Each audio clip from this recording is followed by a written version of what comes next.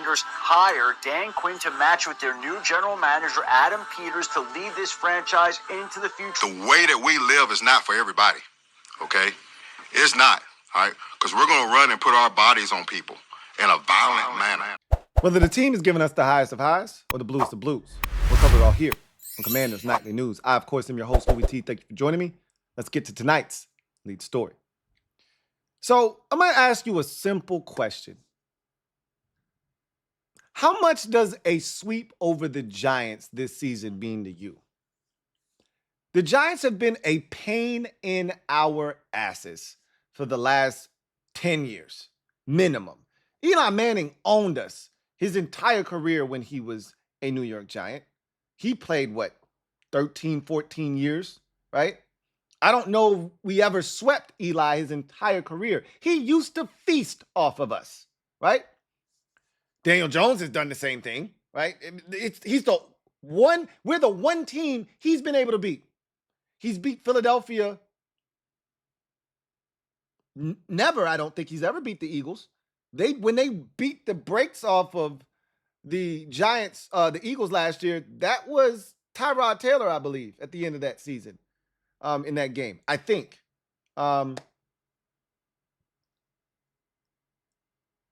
I know he's never beaten the Cowboys. He only beats us in the division.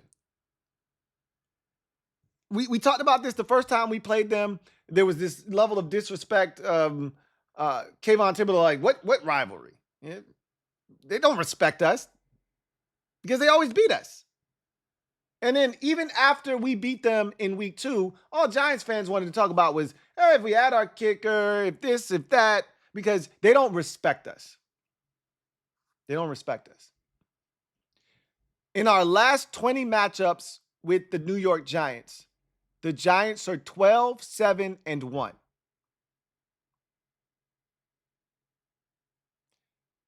That's dominant, by the way. That's domination. That's what that is. We haven't swept the Giants since 2021. And the only reason we did that is because Daniel Jones was hurt the second game, and it was a meaningless game. And they played, that was the, back-to-back quarterback sneak game, right? We had the thriller in week 2 with Heineke and Jones. And if Dexter Lawrence doesn't jump off sides on the field goal, we lose that game, right? We got a chance to put belt to ass and sweep the Giants. I don't know what that means to you, but I want this sweep and I want it bad. So I wanted to hear from you in the comment section. I'm going to ask you for your score and more and all of that stuff. But I also want you to tell me what a Giants sweep means to you. Maybe you don't give a damn. Maybe a Giants sweep isn't all that important to you. It's an NFC East game, which makes it very important. It's the next game on the schedule, which makes it very important. If you're going to win the division, you better win in the division. And if you're going to win the division, you better sweep the Giants. They stink. And I don't just want to sweep the Giants. I want to embarrass them in this game, like we did the Panthers, like we did the Browns and the Cardinals. I want to put a hurting on these boys because they've done it to us so many times throughout the years. When we've sucked, they've put their foot in our ass so deep we were coughing up shoelaces. Remember Swinging Gate? I remember a game we lost 36-0 in the Meadowlands. This shit comes to an end on Sunday.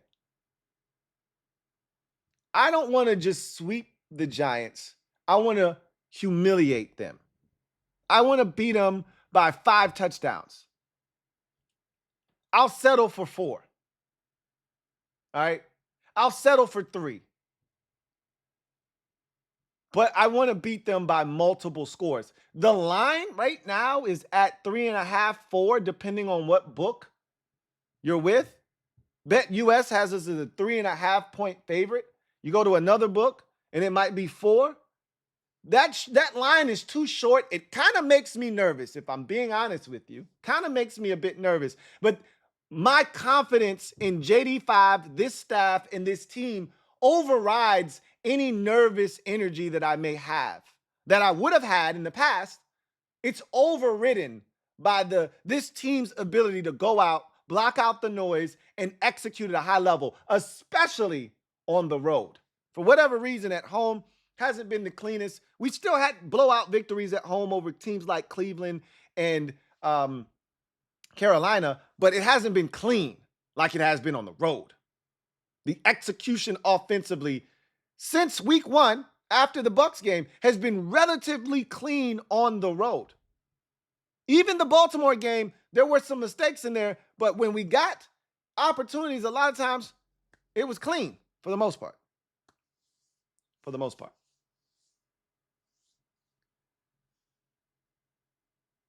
What does the sweep versus the Giants mean to you? I'd love to know. Leave it down in the comment section. I'm trying to break out the brooms on Sunday.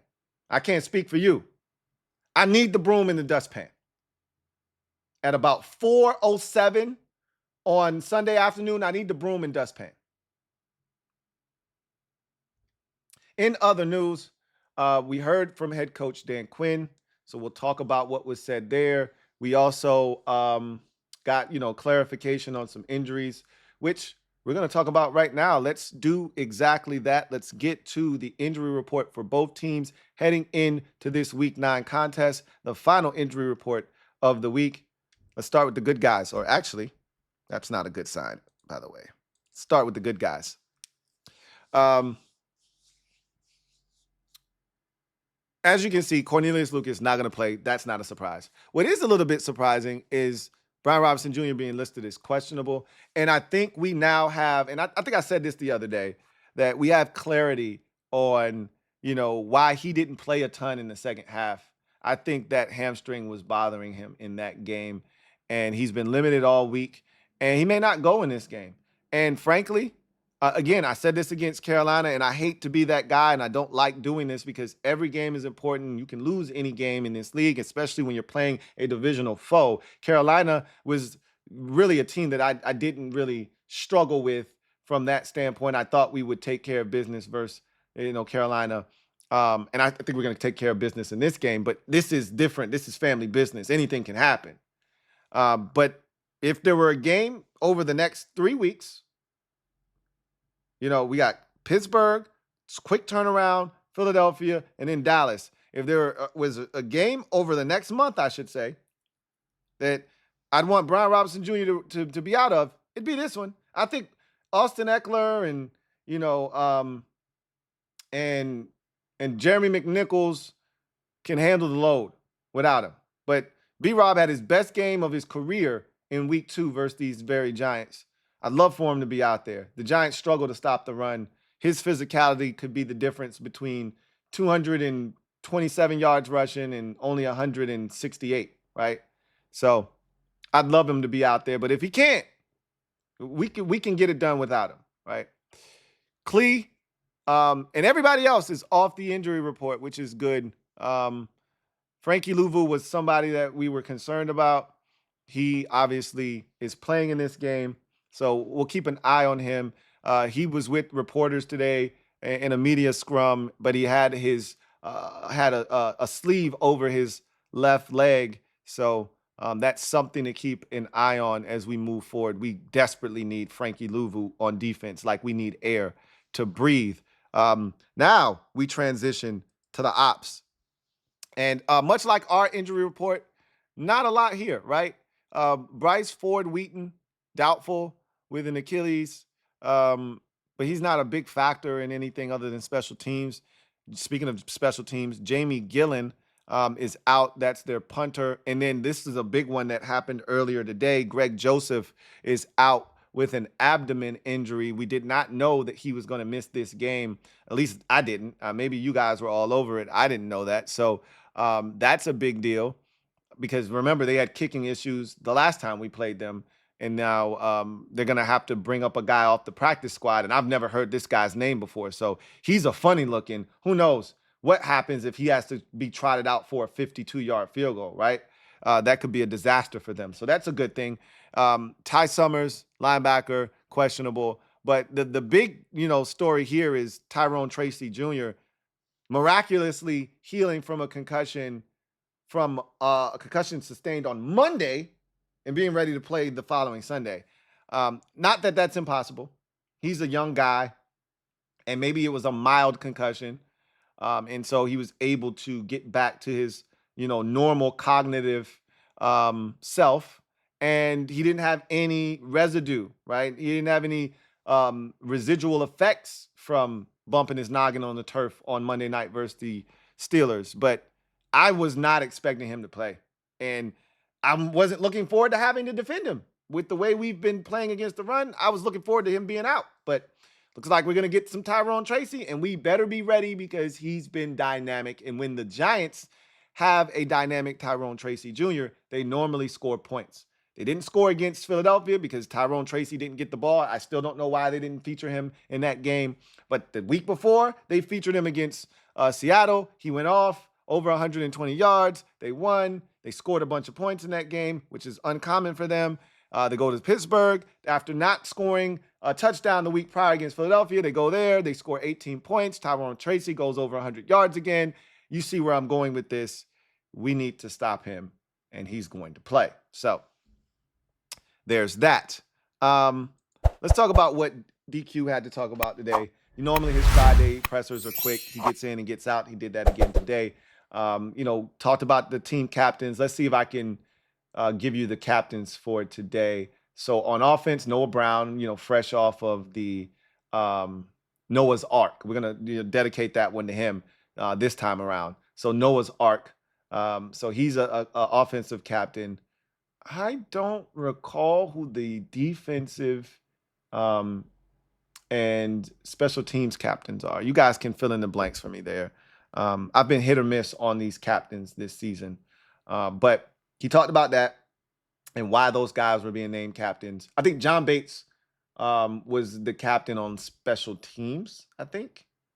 And then I don't know who's the captain on defense this week, but I digress. So he talked about, the injury situation. Louvu's playing, obviously. Jaden's playing, obviously. He talked about, Koluk would be out. Hopefully that's not a long-term thing. Generally when, DQ talks about injuries, you get a sense of when a guy's going to be back. I don't really know if we're going to see Koluk next week either. I worry not so much this week, even though the Giants can get after the quarterback, and we'll talk about that when we get to the keys to the game.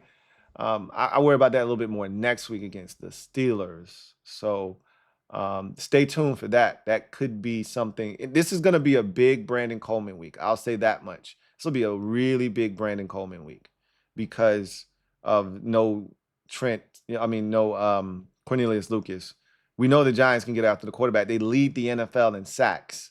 So we're going to find out a lot about what Brandon Coleman is made of, and they better help him on that side too. You can't help him on every snap, but they better help him enough to where it's not impacting the game. Because last week when Trent Scott was in, it got ugly on that left side.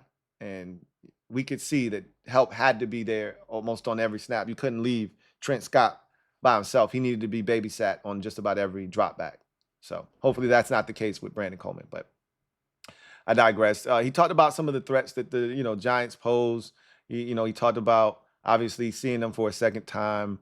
And again, it was funny listening to both coaches this week because you listen to the Giants head coach, Brian Daboll, and you could tell that one, he's frustrated with, the way things have gone this year. Obviously they're 2-6, but he also is still lamenting the fact that they didn't get Jaden Daniels because he was very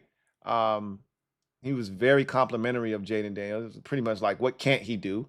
He wanted him. We watched Hard Knocks with the New York Giants. They wanted to trade up for him, but they couldn't. And he talked about the two linebackers, Louvu and Wagner, and he talked about how good they are. He talked about the hit that Louvu put on Malik Neighbors in the first game, which was a wallop down the field. And that was an example that, Joe Witt Jr. early in the season used as Like, this is how we play football. This is how we want to run and hit and be violent. And this is what we're talking about. So, when you look at what was said about us and you look at what's said about them, it's about making sure that the team is prepared for the opponent, knowing that, yes, the Giants are 2-6. Yes, you know what I mean? We are the better team. We're 6-2 and we should win on paper. We beat them by 3 points the first time and we didn't execute in the red zone and they almost got us.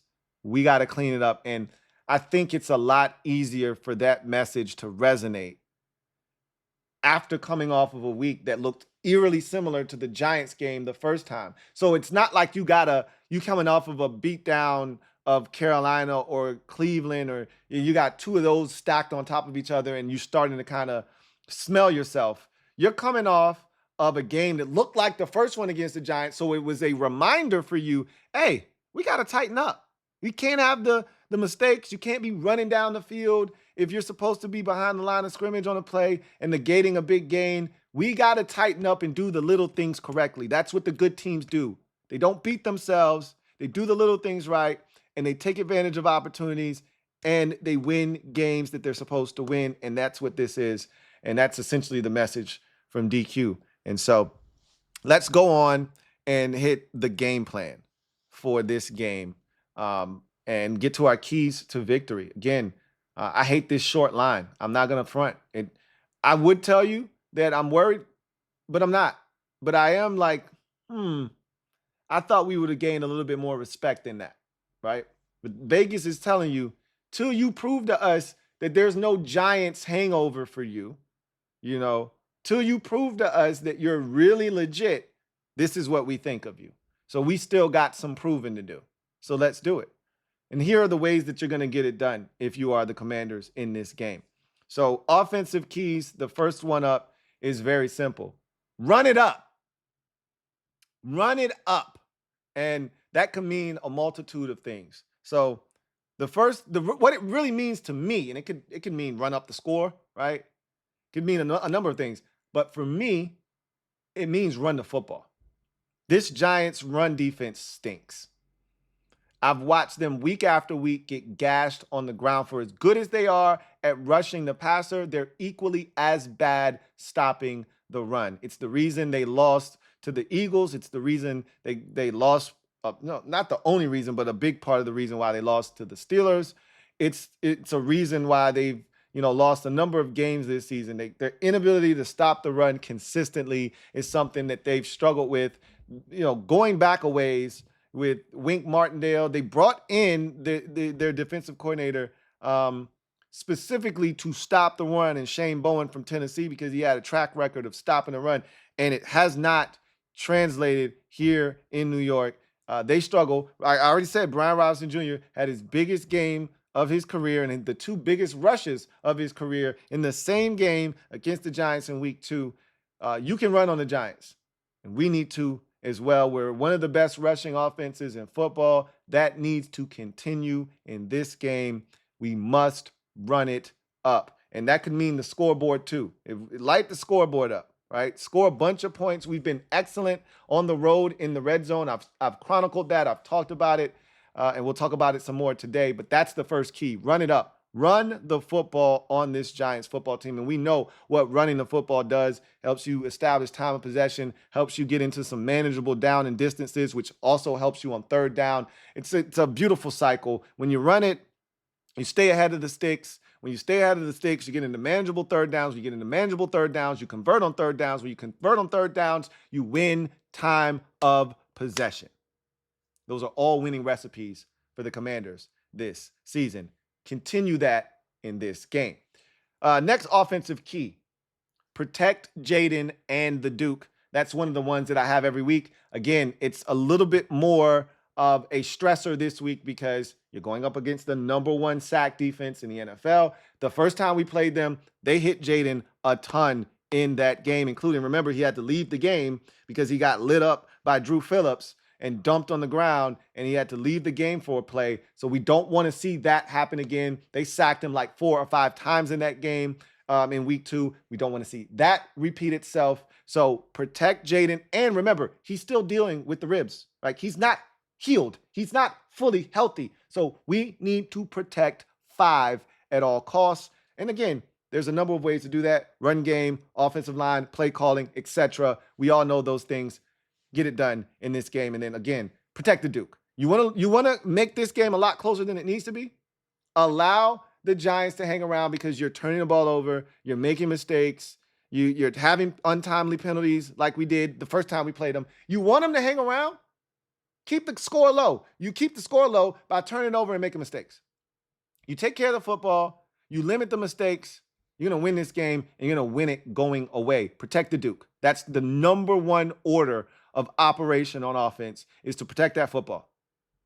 Don't give them short fields. Don't create confidence within them by turning it over. Protect the Duke.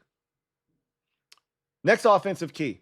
Finish drives with touchdowns. I can't stress this enough. This has become a thing here, over the last couple of weeks in particular, really the last 3 weeks, even though we've had some big wins. In Carolina, we still went 3 of 6 in the red zone, even though we scored 40 points, right? Obviously, we saw what happened last week. That was an issue. We played the Ravens.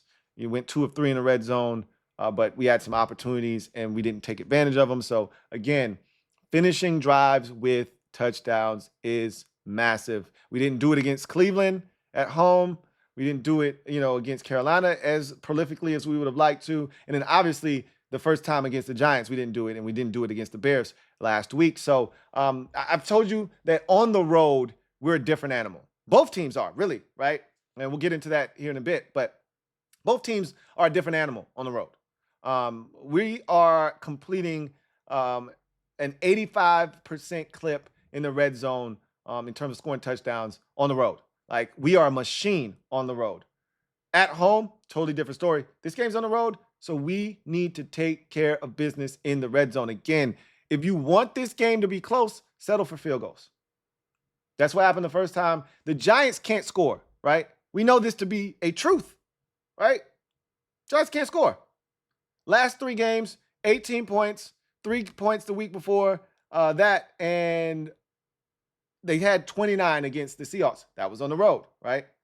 But if you look at what they've done at home, and we're going to get to that in a second, they don't score points. They don't score points at home. So don't let them hang around. Score touchdowns. Red zone efficiency will be key in this game. Score early, score often. Put these boys out of their misery before they can blink. Let them be down 24, 28 to nothing, 24 to 3, 28 to 3, sort of like we did Carolina. Put this thing away early. Make it a non-contest.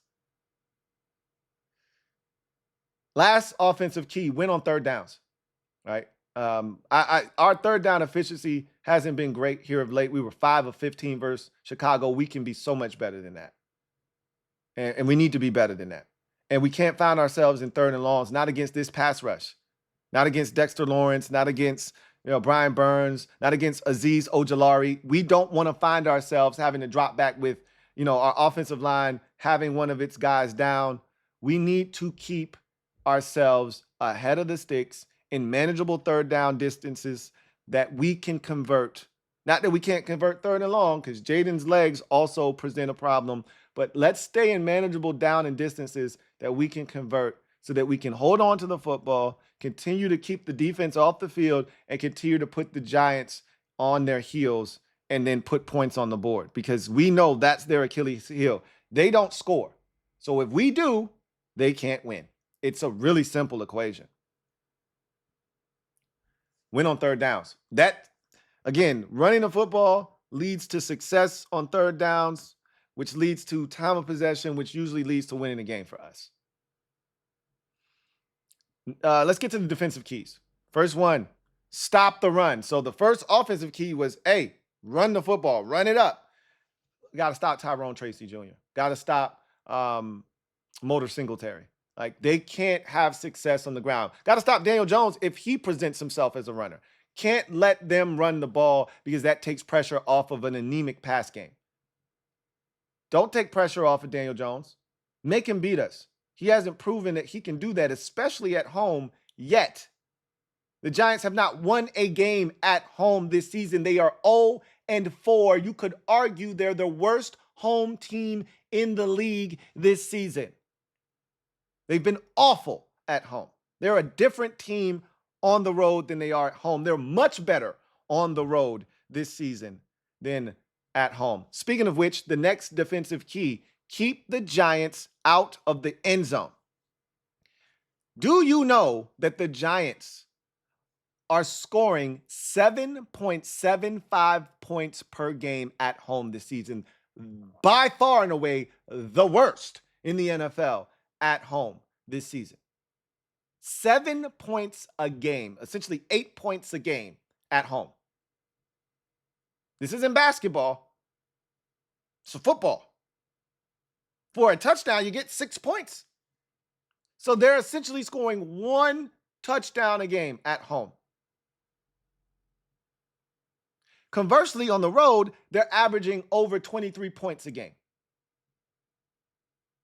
They're at home, just in case you weren't following me here. They're at home this week, where they don't score points, where they've been getting blown out, stands for the Bengals game, where they have been non-competitive this season, where they haven't scored, I think, a first half touchdown this season. Yeah, they're at home. Let's continue that trend. Keep them out of the end zone. Keep them, struggling with confidence. And keep them at bay. You keep them out of the end zone, they don't stand a chance. I guarantee you we're not going to score less than 20 again this week. I'll put up any amount of money. Not doing that again. You keep them out of the end zone, they won't even be close. Next defensive key. Keep rushing and ball is life. So keep rushing is an ode to our pass rush. We've been getting after the quarterback really well over the last month. Started with that Arizona game, and it really hasn't dropped off since. Got after Deshaun Watson in Cleveland. We got after Lamar. We sacked him twice. Yeah, he had a lot of time. I'm not going to sit here and act like he didn't. But we got to Lamar twice, right? That's not an easy feat. Lamar doesn't get sacked very often, in case you haven't been keeping track. He doesn't get sacked a lot, right? Then that carried over to Carolina. Obviously, pressure on Andy Dalton, sacked him, forced a pick six, all of that good stuff. And then last week, we were all over Caleb. Now, we couldn't get him on the ground. It felt like Baker Mayfield all over again, but we were all over him. We made him uncomfortable, which is why he was 4 of 13 for 33 yards through 3 quarters of football. Keep rushing. Keep getting after Daniel Jones. He had all day. They went max protect last time we saw them, deep drops, and then comeback routes, mesh concepts, right? Pick plays, and they picked us apart. We're a much better, much more sound communicating defense, which we're going to talk about here in a second, than what they saw in week 2. So he shouldn't be able to do the shit that he did to us the last time because we're a different defense. Remember, Michael Davis couldn't tackle in that game? How many Malik Neighbors hitches went for like 15 yards because Michael Davis couldn't tackle in the first half? That was, I think, the beginning of Noah Igbenogany starting to see the field more, and then Mikey Sainristil eventually going outside to corner, and Mikey and Noah Igbenogany coming inside to play nickel. We're different defense now. Prove it. Keep rushing. And ball is life. We've had 3 straight games where we've produced a turnover. What is it, 4? Cleveland, we produced a turnover. Baltimore, we produced a turnover. Carolina, we produced a turnover. Bears. 4 straight games, we've produced a turnover. 4 straight games. Make it 5. Make it 5. Ball is life. We're starting to feel like we're gaining life, right? But you know what I want? More life. More life. You done know, eh? You done know, eh? More life. Give me more life. Go get the ball. And last but not least, communication and eliminate explosives. That's the last defensive key. Communicate and eliminate explosives. I'm more concerned with ground explosives than I am air explosives at this point, which is a far cry from what it was early in the season.